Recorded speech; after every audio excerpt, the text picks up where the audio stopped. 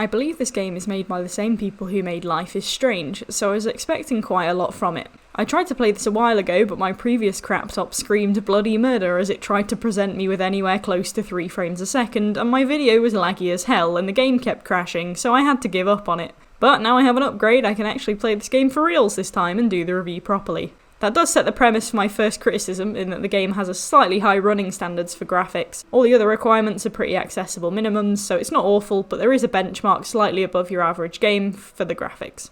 Captain Spirit is a puzzle/story game about a boy called Chris and his alter ego as Captain Spirit, a superhero with the power to do, well, whatever he wants, I guess. This game does play exactly the same as Life is Strange. You wander around and inspect all the stuff in your house to learn more about yourself and to collect stuff that helps you do the stuff you want to do. A prominent question may be, do you need to have played Life is Strange to play this? The answer is no. This game works well enough as a standalone, so don't worry about that. You live in a little house with your father, and you learn from Chris's general musings that he's recently lost his mother and moved to a different place, so he doesn't really have many friends either. Captain Spirit and his band of hero allies is Chris's way of entertaining himself and getting some release, whilst his dad definitely doesn't neglect him and drink too much. This game as a whole is a precursor or an advert, I suppose, for Life is Strange 2. Apparently, according to the ending, Chris is a character that pops up in Life is Strange 2, but I know he's not the main character because these two that show up at the end are. It's a pretty smart idea to use what I'm assuming is a side character as a mechanism to advertise your game, since it's harmless to flesh him out and give him backstory, and it doesn't spoil any part of the main second game. As said, I went into this game with fairly high expectations, partly because I knew it was produced by higher level game makers, and also by its positive Steam reviews. And in terms of the controls and the graphics, the standards met what I was expecting for the average gameplay. There were some nice little visual segments for the fantasy hero scenes that went above the normal level, which were quite good. I used a controller to play, and the game had controller light flashes and vibrations worked in for that extra bit of immersion, so that was a nice bit of icing on the cake too. The music was the same sort of wistful, smooth sound you got in Life is Strange and was very fitting.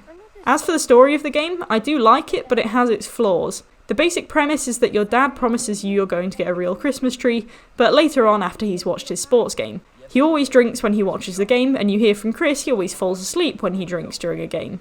His dad just tells him basically to entertain himself and to wake him up if he falls asleep. You then get a little page of superhero tasks that you can complete to keep yourself occupied in the meantime. Except you sort of can't. I'll be honest, I didn't find it too easy to figure out what I was supposed to be doing, and that's because the game has this weird thing where it tells you that you need to do things and then doesn't let you do them until you've done other stuff first. But it doesn't tell you need to do these other things first. Your list of superhero tasks is not in a specific order, and the first thing on the list is to make your hero costume. Now I assumed, and correct me if I'm wrong for doing this, that if this kid is going to pretend to be a hero whilst he does all this stuff, he's going to want to be dressed like a hero for all of it. So I tried to make the costume. But I kept walking across things that said, this would make a good helmet, or this would make a good suit of armour, that wouldn't let me pick them up.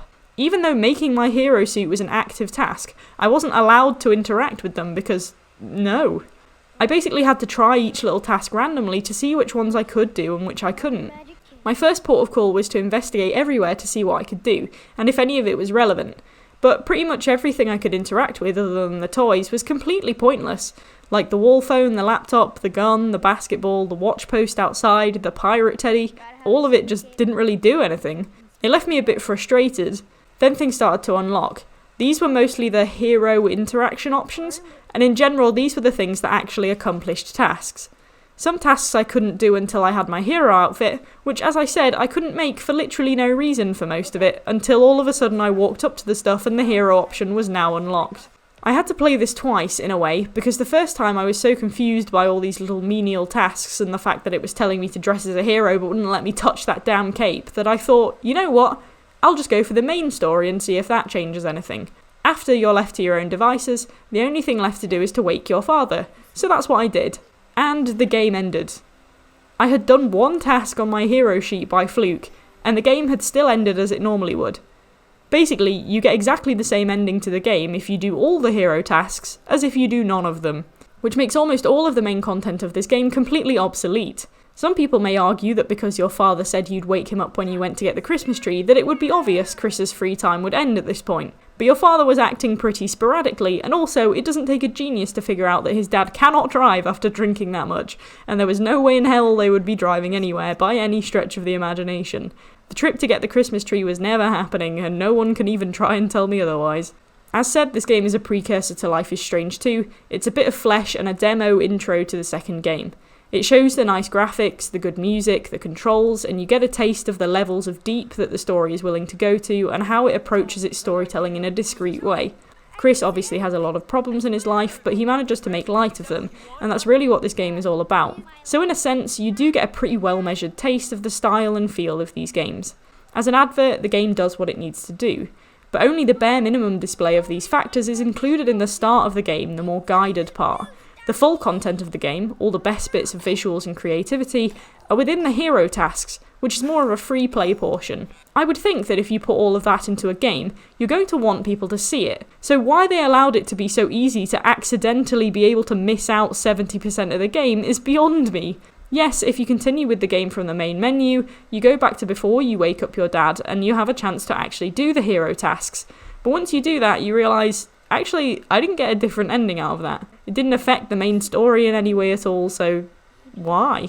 And you know how that could have been fixed? By making the option to wake up your dad unavailable until you did the hero tasks.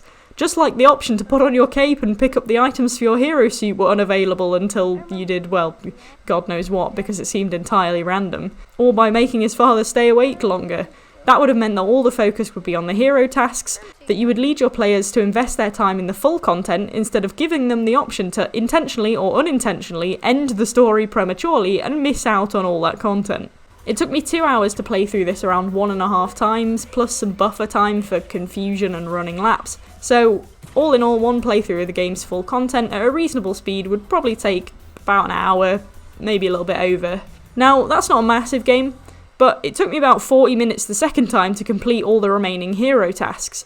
Yeah, I had a bit of faff in there, but that's pretty much half of the game's playtime completely eradicated if you wake your dad up too early.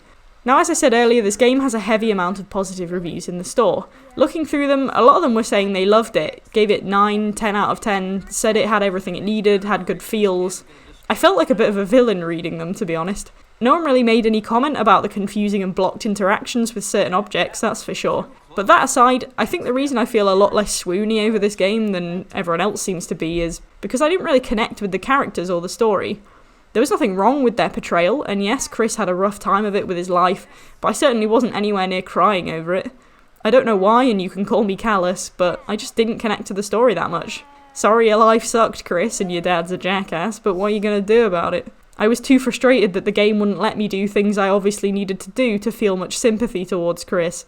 So, to summarise, this game is a demo and a bit of a character flesh out in the lead up to Life is Strange 2 that contains a weirdly illogical option that gives you the ability to skip most of its content by accident. The ability to interact with important objects becomes available at sporadic times, some tasks are dependent on other tasks being done, and those tasks you need to do sometimes can't be done for no obvious reason. There seems to be an order to the hero tasks despite one not being highlighted in any way, and there are a lot of interactable objects that are entirely worthless, which doesn't make the confusion any better.